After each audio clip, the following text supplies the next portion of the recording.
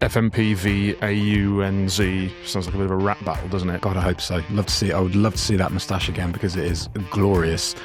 Becoming a test match animal, if you will, for want of a slightly cheesy phrase. It's a little bit late for that. If this was early on in the tour, I think it would have been a brilliant examination of players. We've got room for some unlikely heroes to emerge. For all the sort of narrative about whether Australia deserve a Lions tour anymore, whether the Wallabies are a good enough side, really that's not within the Lions' control. Go.Compare, proud sponsors of the Welsh Rugby Union, are delighted to power the Telegraph Rugby Podcast this summer. Go.Compare is here to support fans on their journey to satisfying insurance. Whether you're looking for the right cover for your car, home or travel plans, get peace of mind knowing you've got an expert by your side every step of the way. So, stop overpaying and start comparing with Go.Compare. Hello, everyone. A somewhat forgotten voice to greet you on today's episode of the Telegraph Rugby Podcast. To misquote the great anchorman, this week Alan Dimmock is on vacation. I'm Veronica Corningstone. No, I'm not. It's Charles Richardson here, back from England's tour of Argentina, and alongside me, I'm thrilled to report, is the inimitable, get that right, Sir Charlie of Morgan. Hi, Charlie. Thrilled indeed to have you back. Thrilled. You're thrilled to have me back, and I am thrilled to be back. We are here in the studio at the Telegraph offices, having just watched the Lions limp to victory over the First Nation and Pasifika XV. Limp, is that fair? Maybe harsh. Certainly on the evidence of the first 10 minutes of each half, and the FNP were far stronger than the last combined 15 we saw, the Australia-New Zealand cocktail. But there were few among the tourists who put their hands up and screamed, "Pick me," ahead of the second test at the MCG on Saturday. Now, Charlie, how many do you reckon, give me a number, put their hand up for the matchday 23? Ooh, 2 or 3. And you're right in saying that the FNP were far better than the AUNZ. So that kind of, we've got that context to go off straight away. I would say that it was a real cobbled together line selection, wasn't it? I think fewer than maybe Andy Farrell would have wanted to put their hands up, but Owen Farrell certainly did. I thought Gary Ringrose did a little bit. I thought Jack Morgan was kind of understated and quite impressive again. And with that Joe McCarthy injury, or certainly doubts over his fitness, and just that quandary over what Andy Farrell does with his bench, there's certainly enough food for thought for Andy Farrell going into the weekend. FNP v AUNZ sounds like a bit of a rap battle, doesn't it? And anyone from the FNP, just while we're on them, who you think might muscle their way into Joe Schmidt's plans for Saturday? I don't think Charlie Gamble will, but because they've got Fraser McWright and Carlo Tizzano seemingly covering that 7 spot for really scavenging sort of open side. I thought that Taniela Tupou might have a look. He was whisked off just after half time, wasn't he? I don't understand why they haven't had Salakai Lotto in the 23, certainly for the first test when they were without Valentini, Gleeson and Skelton. But those two, if we think that Charlie Gamble, the outstanding Charlie Gamble, who really disrupted the Lions for a second game in a row after doing so for the Waratahs, if he's not really in the mix, then certainly those other two. Totally agreed on Taniela Tupou, especially with the Wallabies lacking ballast. Right, let's get into it and dissect everything that happened in Melbourne. I'm conscious that it's very late over in Melbs, as they call it, so a big thank you to Chief Rugby Correspondent Gavin Mairs, the superhero who has donned his cape at the Marvel Stadium to join us in the early hours of Thursday morning. Hi Gav, how's it going? Vibey. Fantastic, guys. Yeah, another the final midweek game of the tour, and what a finish. I mean, it just felt like a proper tour match. Sadly, we just haven't had enough of these sort of punchy, competitive, compelling games where, for the first time on this tour, the result was in doubt until the final kick, and I loved it. It was just I just loved the attitude of the FNP, we should call them, and one of the questions asked in the press conference of Curtly Beale was, "Is it a blueprint for Joe Schmidt's Wallabies?" And he thought it was, and he said you have to stick it up them effectively. And we just saw a level of physicality tonight that we haven't seen on the tour. And admittedly, against the Lions side, that was cobbled together. I think Charlie, as you said, but I loved it. Great entertainment. Gav, would Andy Farrell in a way have liked the Lions having had it stuck up them? Would he have liked the adversity that they had to face? I think so, Charlie. I mean, in some regards, it's a little bit late for that. If this was early on in the tour, I think it would have been a brilliant examination of players forcing their hand for the test side. Coming so soon to the second test, I probably imagine his most overriding concern was picking up more injuries, such as the physicality. We saw a head-high tackle, and poor Darcy Graham's tour ended after about 16 minutes with an ankle injury. Marcus Smith came off with for an HIA, but we understand he has passed that. But ultimately, I think it was difficult because it was a bit of a makeshift Lions side, and there was probably 4 or 5 players who realistically thought they might be able to play their way into the Test 23. There weren't that many, I think, would have done that this evening. As you mentioned, I think Owen Farrell had just looked very composed, some nice touches, involved in the first 2 tries, great leadership. It was amazing, guys. We could hear him sort of barking orders to his players from the press box, and because it's an oval, we were many meters away from the sideline. We could still hear at some stages Owen's voice as clearly as you could imagine. I think Gary Ringrose arguably would have been in the test side anyway if he hadn't suffered that concussion. He played more rugby than he probably expected to tonight, and I don't think that's a bad thing. But otherwise, as you say, Jack Morgan came off early, as did James Ryan, and I think that's an indication of just how serious they view Joe McCarthy's injury. And if McCarthy, they're going to give him until the end of the week, but if he's not available, we're going to have to see a tweak, probably certainly a change with maybe Chesham going into the second row. They may decide to move Tagburn up and bring Ollie Chesham into the back row. That would free up another place on the bench for the back row, and you could well see Jack Morgan forcing his way in there. And Gav, just very quickly, a bit of housekeeping on the injuries that you've mentioned. So Marcus Smith passed that HIA. Joe McCarthy looking like a doubt. Matt Hansen? Matt Hansen is also looking like a doubt. I think I'm right in saying neither have been able to train so far this week. They both have foot injuries. My feel is that Andy Farrell would love Matt Hansen to be involved on the bench at least. But so listen, what we were told tonight was that they were going to be given until as late as possible to prove their fitness. If you're not training by Thursday, the players all have a day off. This week is Wednesday is their day off. There'll be a double training session on Thursday. Both players will have to take part in that if they're going to be involved. And the $1 million question is, do you think that Owen Farrell has done enough to force his way into that Test 23 for Saturday? Had Marcus Smith failed his HIA, that might have made the decision for Andy Farrell slightly easier, but with Marcus expected to be fit, he's got quite a quandary there now. It's really a complicated situation, Charles, with looking at the dynamic of who covers what positions on the bench. One of the reasons why Marcus had to be involved last weekend was that he could cover 15. Now, Blair Kinghorn's availability again, Gary Ringrose's availability again.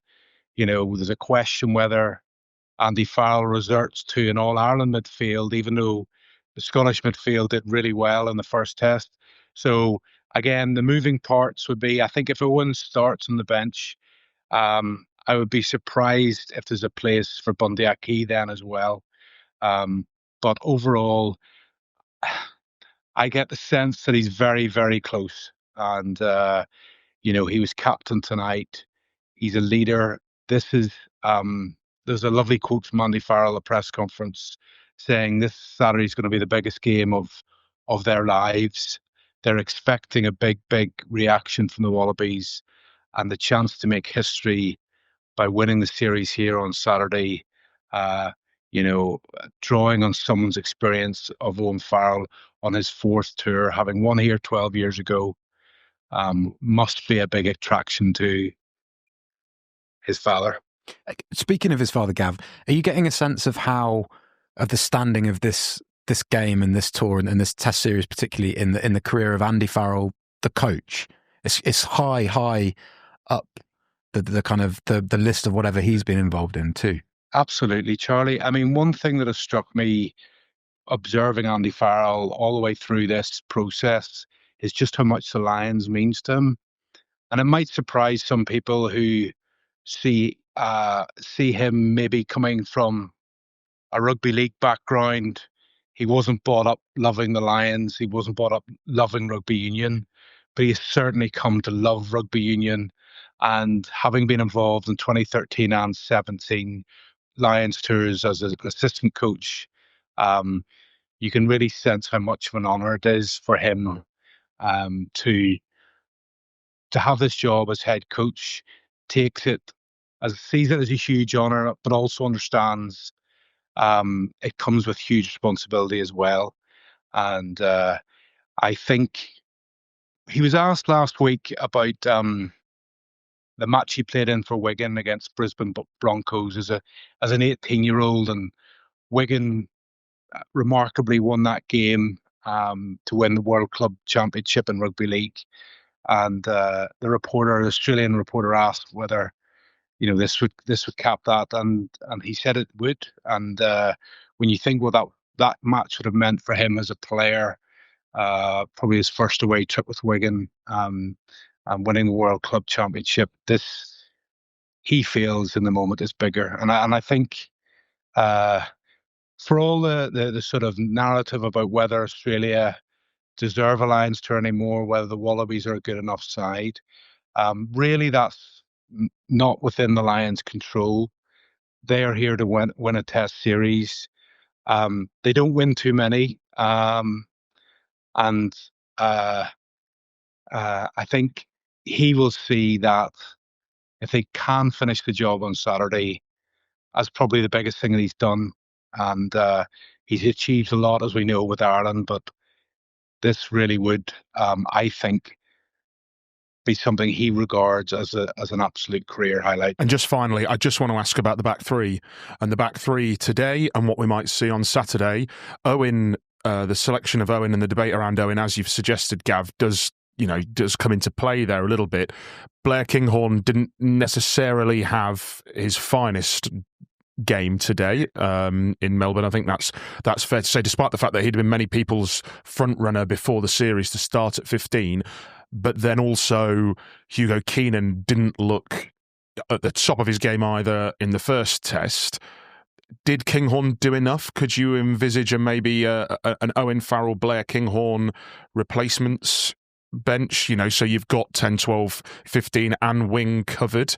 Freeman could then have to cover 13, presuming he starts again if Matt Hansen isn't fit. There's a lot of moving parts, aren't there? But I just wondered how you see that going. Yeah, as you say, it's slightly dependent on the injuries. Certainly Matt Hansen as well would be another one that if he is fit. I thought before this game that Blair Kinghorn, really would probably of all the players tonight be the one who had the best chance of forcing his way into even the Test side. James Lowe hasn't been on his top form either. Kinghorn can play in the wing as he does with Toulouse. So, but I just think tonight it just wasn't convincing enough. There were too many errors. We saw him throw 2 passes that were intercepted. There were some nice touches again in attacking play, but it just feels to me, Charles, too late. He hasn't played enough rugby. He joined the tour late and then he suffered that unfortunate injury. And really, and we must remember as well, Hugo Keenan is playing his way back from injury and illness. And I think I think my gut feel is that he could stick with the same back three. And it's just whether then Kinghorn comes onto the bench, as you say, and that would then allow the selection of Owen Farrell. But Andy Farrell loves a powerful centre on his bench, and it will be a big call to leave out Bundyaki. No, absolutely. And the point you make about French-based Lions is an interesting one, and maybe in future tours it might sort of hamper their call-ups a little bit, but that's one for another day. Gav, thank you so much for joining us. We'll see you again on Saturday. Sleep well. Thanks, Charles. Thanks, Charlie. Well, thanks to Gav for joining us from the darkness of Melbourne. Now let's get into it with a little bit more detail with Charlie Morgan. So you've been badgering me there that you have a point to make about James Ryan. Yeah, I was wasting all my gold off air, but no, James Ryan, his early withdrawal today just made me think that with that, the balance of the back five that Gav hinted at there, I think if Chesham goes straight into the engine room with Itoje and they have Byrne at 6, or whichever way they go round with Byrne and Chesham, I think actually that Chesham will stay. He's been scrummaging behind tight heads. They rate his scrummaging. Is that too samey? Do they need sort of more of a bopper lock that Ryan or Cummings would be? I'm saying this. What has got in my head here, Charles, is that I was over in Dublin for the Argentina game at the beginning of this series, and James Ryan was doing a bit of light conditioning because he was carrying a knock after the RC campaign with Ulster, and he's a big old boy. He's there's a lot more of him than there is of Ollie Chesham and Tyg Byrne. More than Ollie Chesham? Yeah. He's a big old unit. He's a big lad, and I just wonder whether they. I'm not sure whether there are two ways they can do it, because you balance your back five with your entire 23, don't you? And they obviously had they went for 5-3 in the first test with 3 locks plus Ollie Chesham on the bench. And if McCarthy's out, do they go with the same formula, which would mean one of Ryan or Cummings coming in, or do they go 6-2? Or do they go 5-3 with the 2 back rowers on the bench? That's the conundrum. That's all in the melting pot. Yeah, I don't think they'll go 6-2. I don't think their backs are necessarily versatile enough. What their form backs, I don't. Well, cover at 10 is the interesting issue there. Cover at 10, and I think I'm not going to say that we're overthinking it, but I do think that Chesham goes straight in, and then it's going to be Morgan and Earl. They will surely be very wary of the fact that when the bench came on last week, they lacked a bit of oomph and a bit, not necessarily ballast, but they just lacked a bit of energy. And so therefore they might see Earl and Morgan as 2 of the most dynamic back rowers to come on and add a bit of, as everyone sort of predicted Van der Fleer and Pollock to do. But I think Earl and Morgan have leapfrogged them in the pecking order. Yeah. I don't think Pollock and Van der Fleer did enough today to muscle their way in. I think Pollock was quite quiet. Yeah, he won the winning turnover. Van der Fleer had some good moments. Again, goes in and out of games a little bit though, I think. And I don't know. I'm just not sold on that. James Ryan, I could absolutely see him coming in, especially because he was hooked so early. I just think that was maybe precautionary, because you don't just want your 23. You need 25, 26 who are fresh and ready to play, and even if Ryan doesn't get in the 23, he may well be there or thereabouts. You said you had something else to say. You've been chomping at the bit I've been chewing your ear about Pollock. Yeah, I totally agree with you on Earl and Morgan usurping Pollock and Van der Fleer. I think Earl's ability to, Earl's pass to somebody who has started test matches at 8 serves him well there. I think his emergency capacity to play 12 serves him well there. With Pollock, I think actually he's been asked to play in some quite unbalanced back rows in these midweek games, and he was starting at 8 today with Morgan and Van der Fleer, which gives him a lot of tough stuff to do in the middle of the park, I think. And if you think about his best games for Saints, he's had Augustus there. He's going to have Callum Chick there next year in the same back row. Sorry to interrupt, but just with 2 today as well, with 2 fairly similar-ish second rows. Yeah. Sort of lumps who are very good in the tight, hit things hard, but not necessarily the most mobile. Yeah. I think maybe you could have that. It's a slightly tangential point, but you could maybe make that argument for Finn Smith as well, in that he's copped a little bit of flack on this tour, but at times he hasn't necessarily been playing in the best or most balanced of backlines that the Lions have put out. Yeah, I agree. And sometimes though tours work out like that for players 100%. Like that. And especially if you don't absolutely demand selection in the frontline team straight away, you put up with what combinations you're given. And I'm not in no way criticising Andy Farrell for not wanting to get the best out of Henry Pollock, but I just think it's a very interesting situation for him, and he's had to be quite selfless and understated, and he might. I think it will take for somebody to sort of maybe even put an arm around him and say, look, you did pretty well. You did pretty admirably in some tricky situations on this tour, and you can take a hell of a lot from it. We're going to get, I imagine we're going to get into the pile up of back rows that England have later on. It'd be fascinating to see where he fits in there come November. 100%. And we're going to get into some questions a little bit later, but one sort of recurring theme, one motif of all of the questions, not all of them, but of many questions, is set piece. Yeah. And it hasn't been necessarily the Lions' strength on tour. It wasn't bad on Saturday in the first test, to be fair. It wasn't bad. Probably you could even describe it as good. Today, it looked pretty ropey. Now, you have got caveats there. You have got Jamie George there. Admittedly, he's an excellent line-out thrower, but it's his first game on the tour, and he only arrived a couple of days ago, so that's a caveat there. But the worry, I think, or what will certainly disappoint the starting front row, given that neither of them were involved in the first test and probably hoped to muscle their way into the second test, was that they were demolished at scrum time. Pierre Schoeman and Finlay Bealham, neither were involved in the first test last Saturday, and really for them to have had any chance of forcing their way in for this Saturday, they would have to have been dominant themselves at scrum time, at least with parity, and then showing lots of lovely stuff in the loose.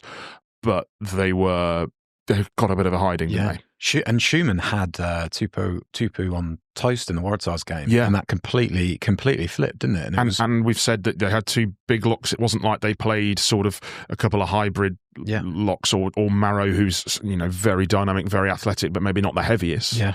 Tupu, I mean, is this just Tupu, a sort of sleeping giant in the Waratahs game, and then now has come back into it?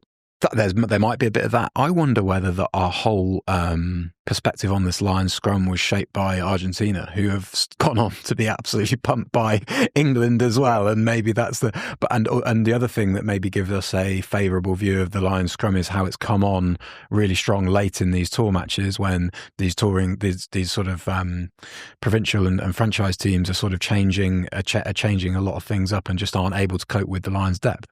So we need to move on now to our regular feature of this tour, which is who is up and who is down. So, Charlie, while I think of mine, you need to offer three names for whose stock went up today. Ooh, Jamie Osborne. I just enjoy. He's just a very, very versatile, very resourceful player. He was quite an interesting call-up, wasn't he, with Elliot Daly? But then you've got to just think about how much Andy Farrell rates him, how much he probably sees Jamie Osborne as a piece of Ireland's future. Took his tries nicely. Scott Cummings has responded. We keep saying this. He's responded from a really tricky time at the start of that Western Force game where the Lions restarts were really quite leaky, and he's done really well since then. Then one more, maybe the inside centre.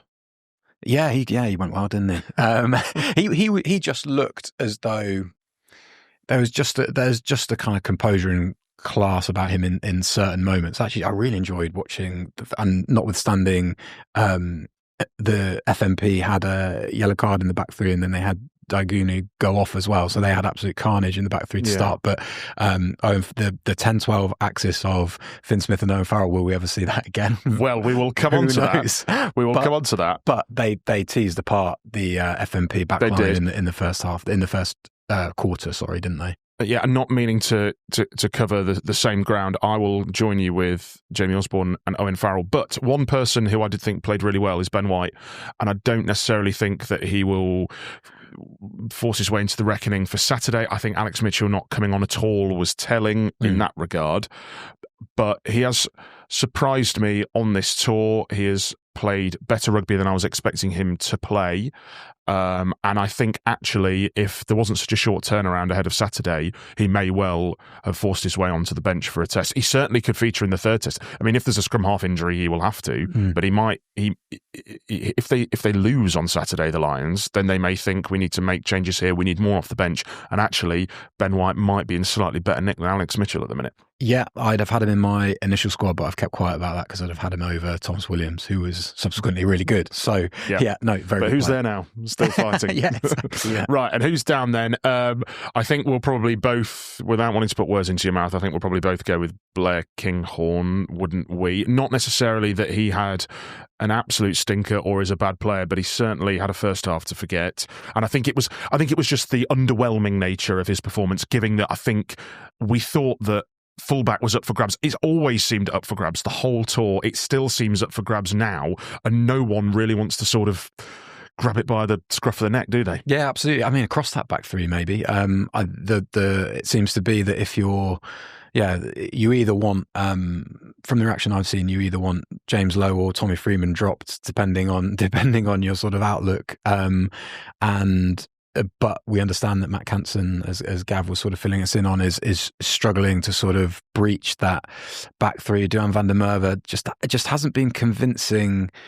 And again, this is maybe a legacy of, and I know he scored tries against everybody. He's got a phenomenal try scoring record, but having covered so many Calcutta Cup games and just watching him in absolutely devastating form, he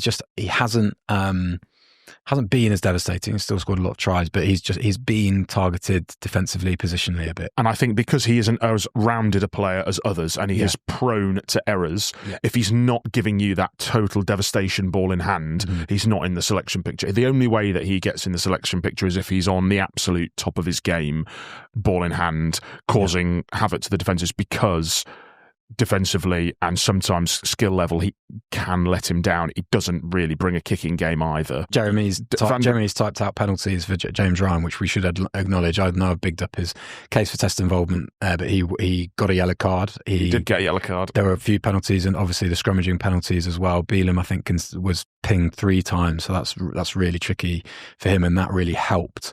That really helped the FNP get back into the game. Finn Smith, wouldn't necessarily he's down, maybe treading water because they were neutral, and because he's had good bits and bad bits. It was his overcooked restart that allowed that scrum on halfway that pretty much got FNP back into the game after the Kinghorn interception as well. So yeah, he's had a funny old tour. He's just one of those where he hasn't quite grasped at all. But as we say, not every one of these 40. However many players are there can do that. There were some awesome touches though from Finn Smith, I think, and then I think the 2 props are probably down after today. I think they'll be pretty disappointed with the way that they went at the bread and butter at scrum time. I'd agree, especially how Beelum started. He was the star of that. Well, one of the stars of that game against Argentina. There was a genuine, pretty realistic narrative that he could, having not been included in the squad initially, maybe even start in the tests, given that Furlong didn't look 100% fit and that Will Stewart maybe didn't bring his best rugby to Australia originally,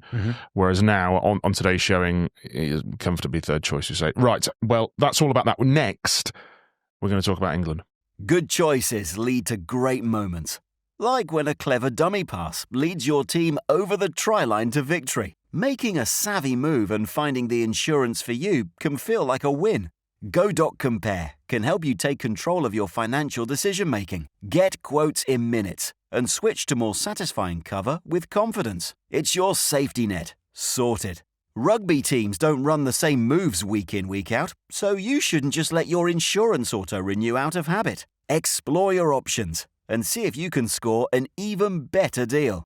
Go.compare is powering the Telegraph Rugby Podcast this summer and empowering you to make savvy decisions when it comes to your finances. Okay, the Lions is not the only tour happening this summer, and it's not the only tour involving English players happening this summer, because I have just returned from Argentina. I did not go on to Washington, D.C. Missed out on the electrical storms and an evening with Peter Mandelson, where the England team were hosted by the American ambassador. Yes, a real eclectic and electric. Yeah, you beat me to it.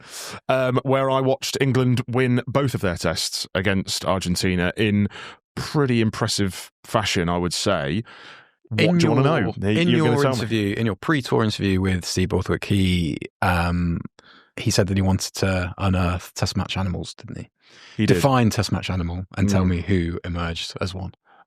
Test match animal, I would say, not wanting to guess Steve Borthwick's definition for it, is somebody who is either able to replicate their club form and their club performances on the international stage, or somebody who is a not solid but decent club player who is able to then raise their game for the test stage. And I think that England did unearth some. I don't know how many, given that England have got 13 players with the Lions and other injuries to players who you would suggest are first choice, George Furbank, potentially Ollie Slightholme, depending on which way they're going, and obviously all the Lions guys as well. I don't know how many of this team have sort of said, right, I am now first choice, but a lot of them have definitely said, I am definitely second choice, and I am pushing first choice as hard as possible. I think Finn Baxter was England's player of those two series across the two. Joe Hayes wasn't far off. As you've already touched on, the England scrum was amazing and did a proper job on the Argentinian scrum. And I think Ellis Genge and Will Stewart, although going pretty well themselves in the Lions tour, will be looking over their shoulders a little bit. Back row, it will come on to, is fascinating. Fly half, fascinating. Scrum half's pretty interesting as well, in all honesty, with Alex Mitchell over with the Lions, but then Ben Spencer finally given that double start. Finally winning in an England jersey. But then Jack Van Poortvliet was the replacement in the Six Nations towards the back end. Harry Randall had to make do with an appearance against the US. Centres massively up in the air. Locks beneath the starting three massively up in the air, and back three, there's a lot of talent there, and really it was a really impressive 3 series, but 2 that I was there for, and I was just genuinely very impressed by England. They're going to have to get more England A fixtures, aren't they, to satisfy everybody? I think they are, and it's always been a goal of Borthwick, hasn't it? We know that, along with Conor O'Shea, they were sort of unable to explain why those fixtures had disappeared in the first place, and they are desperately trying to get more and more. I mean, I think this squad in Argentina would have learnt a hell of a lot from that uncapped match against France when, okay, they lost in the dying minutes, but I think that really would have taught them quite a lot about becoming a test match animal, if you will, for want of a slightly cheesy phrase. Bit of a Scroogey question, maybe. What did you make of Argentina? Was it a little bit bad old Argentina, and is there a danger, therefore, of being too high on these performances? They also had a few players rested. I think in attack, Argentina were a little bit naff, and at scrum time, they obviously struggled. However, as you say, they were missing quite a few as well. They were missing the majority of their best French-based players, of which there are numerous. And I think that beating them at home with how proud they are and how much of a proud nation they are, it's certainly where sport is concerned. With some absolute guns playing. With some guns, and to beat them 2-0 at home is not to be sniffed at. It's not like that it was a complete B team. You know, you still had Montoya captain. That back row in the first test was Issa, Gonzalez, Matera. You know, they're all right. Yeah, they're not bad, are they? And so I still think it's an achievement, and it should be seen as a proper achievement for England there. And it was led all by George Ford, who I've written, I think he is the best player probably to never have been a Lion. There are obviously other candidates, as every single person on Twitter has told me. But I would say that I think, and the way that he led that team in Argentina was magnificent, really, and he deserves all the plaudits. And how England have 3 fly halves in Australia, and he is not one of them, is, to me, staggering. Indicative of the quandary that Steve Borthwick's got coming up, because three of them that aren't Owen Farrell have got central contracts as well. To stay on that, is George Ford unlucky to not be in Australia? Is it the others that demanded inclusion? And tell me, when everybody's back and England start playing again and they have these November games, is Finn Smith still the number one as he was at the back end of the Six Nations? I think George Ford is unlucky to an extent, because I think he was beaten to that selection owing to Marcus Smith's ability to play 15. Andy Farrell even said it in one of the press conferences early on, that Marcus Smith's ability to play fullback is a massive factor. Described him as a 15-10 in a potential slip of the tongue. Right, well, there you go. And and especially in the end, that's looked like a very good call with the Lions' difficulties at 15, which you've already touched on. Mm-hmm. And I think really Marcus Smith got the nod over George Ford because of his ability, because of his versatility, and that's the reason I think that Marcus Smith has got the nod over Finn in the Test squad for that bench spot, because he can cover 10 and 15, whereas Finn Smith is just a 10. In terms of the race to play fly half for England in the autumn, if we just say that for the time being that Owen Farrell is not going to be involved because he has not said that he will be, and there has been some doubt and conjecture about that, I think it's a two-horse race, realistically, between now Finn Smith and George Ford, and I would put it at 50-50. Finn Smith obviously led the attack so well during the Six Nations, and it looked like it was really coming on great guns, and is a lion, but George Ford is the incumbent and has obviously led that fantastic Test Series victory in Argentina. I think you're now looking at I'd put them at 50-50. Even Stevens going for that fly half shirt for the autumn. Well, that's going to be really interesting. I just have so much respect for the kind of what Finn Smith has that is really hard to coach. He's super tough. His defence is really, really quite impressive. And we forget he's only just relatively recently turned 23 as well. There's a lot of growth in him as a player. There's actually a few similarities between him and Ford in terms of the 10 that they are. You know, they make other players around them look better. That I think Smith is slightly more physical. Finn Smith is slightly more physical, slightly stronger. Sorry, George, but slightly bigger, really, and a slightly harder hitter. And then maybe Ford has the edge over Smith slightly in some of the passing and the fluidity of the attacks that he can lead. But I think that both of them time a pass beautifully. Both of them are incredibly accurate with their passing and pick a pass very, very well, and are able to get other players around them and attacks moving more fluidly. And it doesn't necessarily have to be all about them, whereas that's sometimes what it becomes with Marcus, in that he maybe struggles to get the best out of others around him and then has to turn it into the Marcus Smith show a bit, which often works very well, and certainly at club level it works very well. But I think that it's been found out a little bit at international level, unless you just need to pull a rabbit out the hat. But moving on, I know what you're going to ask me. Do you think that we'll see Finn Smith, Owen Farrell? We've had a question in a Beast Mode Boxing, a bonus England question. It's sort of lines related. Today against FNP, we saw Finn Smith at 10, Owen Farrell at 12. Well, what do you think, Charlie? Do you think that we will see that in the autumn? Two players that Steve Borthwick admires greatly. I would be surprised if we don't see it again ever. I am really interested to see how England manage Owen Farrell's return to Test rugby. I've said before on podcast, I think I would still want. I think Steve Borthwick will still, as he has voiced, he wants to see Owen Farrell get back playing well for Saracens on a consistent basis, regardless of whether he plays in the Test series. And I think that we'd probably say that's probably looking likely. He plays some kind of part in the remaining two tests against the Wallabies for the Lions.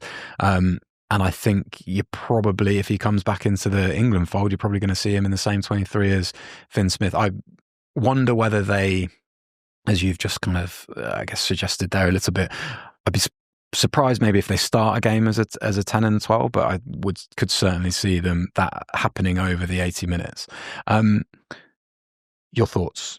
Are we going to see that combination, that axis? I've written on the Telegraph website, you can go on the website and read this, about a depth chart and drilling down every single position and the options available to England and who they've picked and where they all now stand in a rankings. And I think centre is where it is most wide open, because I think the first choice two, really, as you look at it, if everybody's fit, are Ollie Lawrence and Henry Slade, or certainly they look like that was going to be the case. One's on the back of a long-term injury. The other one had to fly home from Argentina because he'd fractured his hand and is getting a bit older and didn't look necessarily the most threatening with ball in hand in that first test in Argentina, although obviously with the caveat that he had actually fractured his hand at the start of the game. Both have central contracts? Both have central contracts. However, Seb Atkinson on that tour established himself as probably one of those test match animals alongside the guys in the front row, Tom Willis, some of the guys on the back row, Tom Roebuck as well. You could probably chuck him there. And so because of the because of the midfield sort of kaleidoscope. Yeah, great. Because of the midfield kaleidoscope, I wouldn't be surprised if we saw Finn Smith and Owen Farrell, especially as Andy has been saying in those press conferences that he sees Owen as a 12. I mean, that's obviously, Steve Borthwick might take a different reading and quite often does, but that's quite telling, I think, that an international coach is saying, no, Owen is a 12. The issue is if you have Finn and... Well, I suppose that gives you license to maybe not have a playmaking 15 with Finn and Farrell at 10-12, a bit like England used to have with Ford and Farrell, or even if it was Ford and Farrell again. But what you would need then is a pretty threatening 13 and wing combination, wouldn't you? You'd need probably Faye Boso in there. You'd need Joe Marchant coming back to the Prem. Joe Marchant coming back to the Prem, maybe, but you need the Prem. You need the Prem, very on brand. You'd probably need Ollie Lawrence back there at 13, wouldn't you? I don't think you could have Seb Atkinson at 13 with Farrell and Finn Smith, or even with Ford. I think you'd need a proper strike running, threatening 13.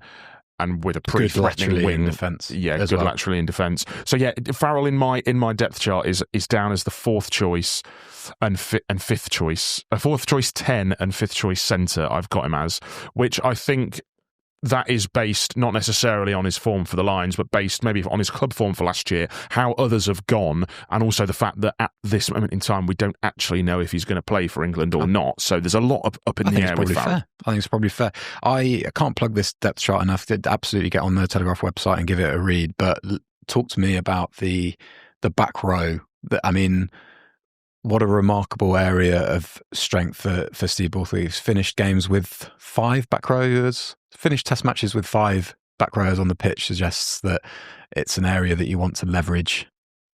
And he said on more than one occasion on that tour, when we asked him about his back row depth, sort of selection headaches for the autumn, he basically said, I've got so many good flankers, I'm going to use them, which goes some way to explaining why Chandler Cunningham South is being now viewed as a lock back row hybrid, why Ted Hill, although he wasn't really seen much on the summer tour, why he was on the bench for one match in the Six Nations. Was it the Italy game where he was covering lock? He came off the bench as a sort of a specialist kick, a restart chaser for the end of the Scotland game. And then you're right, he was on the bench for Italy. But he was the out-and-out lock cover in the Italy game. Admittedly, we didn't see him there in Washington because he didn't really get much time. He didn't really get much game time on the tour. But I mean, if you look at their depth, Ted Hill is about bottom of my depth chart, not far off bottom of the depth chart on that website, and he has been one of the form flankers in the Premiership this season. And that is not a slight on Ted Hill in any way. That's just simply because he didn't play in any of the Argentina tests, and there are so many people who are playing well above him. You look at the Curry twins, you're looking at Ben Earl could play 7. If they want to keep Tom Willis at 8, Ben Earl could play 7. You're looking at the emergence of Henry Pollock. There's Guy Pepper, who came off the bench and was, in that second test, arguably England's best player off the bench. Chandler Cunningham South, who was England's best player in the USA game. This is without even mentioning the likes of Jack Kenningham and Emeka Leone, who didn't even go on the tour, or Jack Willis, who is the persona non grata in France. And the England have gone from sort of quite light on the back row and not really having a 7. There was an age where when Chris Robshaw was the 7, the narrative was where are all England's 7s. Well, now they've got arguably too many. Sorry, Sam Underhill I've not mentioned either. They've got to the stage where perhaps that they've got too many and they can't fit them all in. So, but they are light at lock. So that's Borthwick's thinking there, is that some of them could, even if they don't need to start a test at lock, because you've got Maro Itoje, Ollie Chesham, George Martin, Alex Coles, and Charlie Ewell's sort of on the next bracket down, you could get away with maybe having Chandler Cunningham South or Ted Hill, or maybe Tom Willis covering second row. He's covered second row for Saracens before. Yep. I don't think he has for England yet. And just on the theme of England's tour of Argentina, there was some quite sad news to bring you yesterday, which we reported on the Telegraph Sport website, which was that England players were racially abused in Argentina. World Rugby released a statement upholding England's complaint, but admitting and regretting that they were unable to identify the individuals. Now, this took place during the second Test victory in San Juan in the first half when England's replacements were warming up behind the posts. Now, the players were not named in the statement, but obviously in England's matchday 23 that day, it was only Ashra Poku Fajor and Chandler Cunningham South who were people of colour in that matchday 23. So I think we can safely assume it was those two who were the target of the abuse. From 5 or 7 Argentina fans is what the statement said. They won't be punished, and there's no punishment towards the perpetrators because World Rugby have said they've been unable to be identified. But World Rugby are working with the Argentine Rugby Union for a development plan for greater education, because at 4 matches at Twickenham we see messages about respect and a zero tolerance approach from the RFU and for the other home nations union and France and Italy towards racism. There was none of that in Argentina, actually. That's my one observation that I will offer before the game. There wasn't much before the games. It's not like they did other things beforehand. Instead of pumping out those messages, it was actually quite a sort of flat, low-key introduction to a test match. But certainly, I imagine that's one of the things that will be introduced by the Argentine Rugby Union alongside World Rugby going forward. So a bit of a sad note to end that section on, but let's get into some of your questions. So first question, Andy asks, was that FNP team better than the Wallabies? Thank you, Andy. I don't think it was, but they showed the Wallabies, all of whom were watching, I think, on a team trip. On a school trip to Marvel Stadium. A few sort of areas to go after. They caused havoc with the line out. They went really well at the scrum, as Australia did themselves in the first half. They went very hard at the breakdown. Charlie Gamble, as we've already sort of praised, and those are areas that Joe Schmidt is going to have to go after again. They showed, we sort of said Tupou, Salakai, Lotto praised them at the start because they're just abrasive operators on the gain line, and that's really certainly in the first 45 minutes, but really the first quarter, really in the first test was where the Lions kind of seized control of the game, and where Australia are going to have to do that to stand any chance of making it 1-1. The big caveat about today's game, and probably the caveat about FNP's performance is as we've highlighted a few times, it was a scratch Lion side with a lot of drafted in players, so that's where there's the limiting factor. But nonetheless, really encouraging, and as we said a few times now, a proper tour game with proper opposition. Yeah, I will agree with you. Sorry, Andy. We both, I think we're both going to say no to your question. But I think what I would say is agreeing with Charlie. The great irony being that I think that FNP team were far better than the Wallabies at areas where the Wallabies needed to be better. Maybe not the scrum, but certainly in terms of they showed that standing up to the Lions physically could trouble them, and actually the Lions, that's their victory on Saturday in Brisbane was built on abrasiveness, aggression, physicality, and actually today there was a bit more of that. And when there was a couple of times where Salakai Lotu carried just off quite slow ball off 9 and made a couple of meters, 2 or 3 meters. There weren't really many Wallabies doing that, in all honesty, of the Wallabies pack. Wilson did it a couple of times, and actually when he offloaded it, when they got him behind, they looked quite dangerous. But there wasn't much of that, just off slow ball, just generating momentum.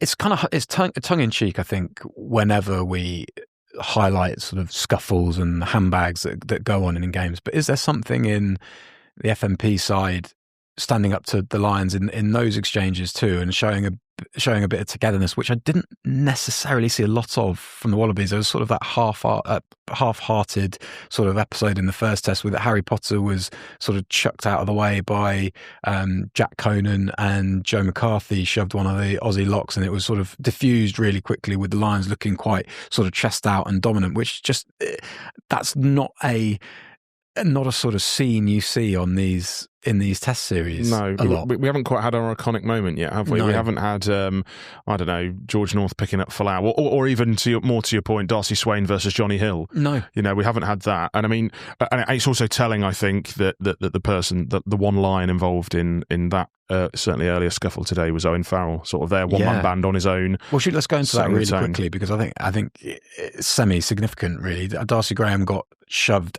out, I think, when he's trying to throw an offload back in field, and it went forward, and I think it was Charlie Gamble, if not the left wing, whose name escapes me, but he shoved Darcy Graham when Darcy Graham was on the floor, and Owen Farrell was well in front of the ball. So he was running a support line. He curved all the way back. Was it Riley who got Simpson? Yeah, was right. it him? That's right. And shoved Riley and or Gamble. I think potentially both of them. Was Uru involved as well? But that started a scuffle, and it was very much look, I'm looking after my mate here from Farrell, but also look, we're here to get under your skin from FMP, and it was great. 100%. And now a really good one from CK1, who asks, in what 3 positions is there the greatest difference between a starter and their replacement in the Lions squad? I think first one I'll go with is hooker. So I had 2, and I was going to hope that you would think while I hadn't say the third while I said hooker was the first one. Okay, I think that's more of a commentary on how good Sheehan's been, although it is also, whenever anybody else has been on the pitch, the line out hasn't looked great, and it's probably fair to say. I mean, CK1 here in his question has also said example tight head 6 and 10. I'm not sure if he's suggesting that they are the positions that he thinks that, or if he's just named 3 random positions to remind us of what rugby positions are. But I would not go with tight head. I wouldn't go tight head. I wouldn't go with 6. I would go with 10 though. I would go with 10. Yeah, I would go with 10. I think if Finn Russell was injured, there would be a little bit of panic. Yeah, I think how everything's panned out, Russell, it has seemed his tour from very early on, and he's just looked. We've said it time and again. He just looks very composed, very serene with how he's going about things. It really looks like his team, and there might have been a danger that, well, we sort of speculated, didn't we? Is that going to be impacted by the arrival of Owen Farrell? That's absolutely not happened. Clearly, Finn Russell is still a really big leader within that team, and people are mature enough to kind of figure out how they all sit in the leadership of the side. What would you say for a third position? Tricky. Yeah, that's a trickier one. I don't necessarily think there is a third one. If a fullback gets injured, then you'd probably say fullback, really, because it would be Keenan and Kinghorn, and then coming down to Marcus Smith, who has started tests at 15. But I've got one. Come on. Left wing, because of the importance of Lowe's boot, and because famous last words. Even though he was a bit shaky on Saturday, I never thought, well, he's by default going to be dropped. No, me neither. He's Van der Merwe has scored a ton of tries, but I think with what he offers, with his familiarity with Jamison Gibson Park, with his left boot being really, really important, I can't see Andy Farrell dropping him. No, not a chance. Cue you guys listening to this after the scene for the second test. I completely agree. It didn't necessarily have his finest hour last Saturday, but I can't see him being dropped either. And there are a paucity of left wing, certainly with that massive left boot. Maybe Elliot Daly might have competed with him had he still been on tour. And then one that was sent to you privately, Charlie, do you want to read it? A friend of mine, Killian Brewer, took the fast track and WhatsApped me this. But how would this Lions team get on against 2021 Box or the 2017 All Blacks? I think, to sit on the fence a second, they would, well, notwithstanding the COVID madness of 2021, they would have been hardened by tougher warm-up. That's where I was going with this as well. I think it's too easy on the face of this to just say, "Oh, they would have lost." Yeah, but I'm a great. But I'm going to say they would have lost. No, I'm not going to say that. What I'm going to say is, I think I'm not necessarily allied to your point, but slightly off. I think that I'm a big believer that all teams raise their game for the standard of opposition that they are playing, and I think it is therefore not impossible, but quite tough to judge how these Lions would have got on against opposition that play in a different way, that are objectively better, and that have certainly different strengths. For instance, team selection might have changed when you're playing against the Box or against New Zealand. I think it's certainly, we are sitting here now with the Lions only leading 1-0. Mm-hmm. I think if the Lions went on to win 3-0, then I think that you've got to say that it would have been quite close against the Box and the All Blacks. But I think if maybe the Lions lost one of these two tests, then you might be thinking to yourself, they might have struggled against the Box. My instinct is that they would have struggled. However, I think in their brightest, most fluent passages in attack, this Lions team has looked close to irresistible. And then equally on the other side of the ball, they've looked fearsome in defence, haven't they? So yeah, so hard to say. My instinct would be that they would be edged out by those two sides, which also kind of goes to show how well those two Lions squads did, really, being within a kick of beating the Box and during a enthralling series against 2017 All Blacks. Alan Dimmock from his holiday in Turkey asks, are things falling into place nicely for Charlie Gamble to be man of the match in the third test? God, I hope so. I would love to see that moustache again because it is glorious. There is going to be debris, isn't there? There is, but they're good. The Australian flankers are good. They're strong. They are. What I mean Mantizano was good off the bench. What I mean is that there are going to be the teams are going to be changing up. Certainly, if it goes to a decider, there are going to be changes that are going to be need to made. There are going to be injuries. There are going to be players that are dropped and coming in and out of form. So we've got room for some unlikely heroes to emerge. I just think seeing Tupou involved is probably more likely. Yeah. I think Australia would have been wanting to see that performance from him today, and I think me and you are both of agreement that I think Taniela Tupou at peak of powers is probably the best tight end in the world. So I think if they get him close to that, he has to be involved. It's as simple as that. That's all for today, everyone. Thanks for joining, and that's it too for the midweek matches on this tour. Next up for the Lions is the second test with the Wallabies on Saturday at a packed MCG, 100,000 expected in attendance, and we'll be back with you immediately afterwards for all the fallout. In the meantime, keep up with all our great Lions coverage, as well as all our other rugby coverage over on the Telegraph website. Goodbye. Go.compare, proud supporters of the Welsh Rugby Union, is the go-to comparison service for savvy savers. We're delighted to power the Telegraph Rugby Podcast this summer and help listeners make good calls on their insurance, energy, and more. When things get tough, Go.compare has got your back. Get quotes from dozens of insurance providers and compare cover to make sure you're getting the right deal for you. Start your search for satisfying insurance at Go.compare.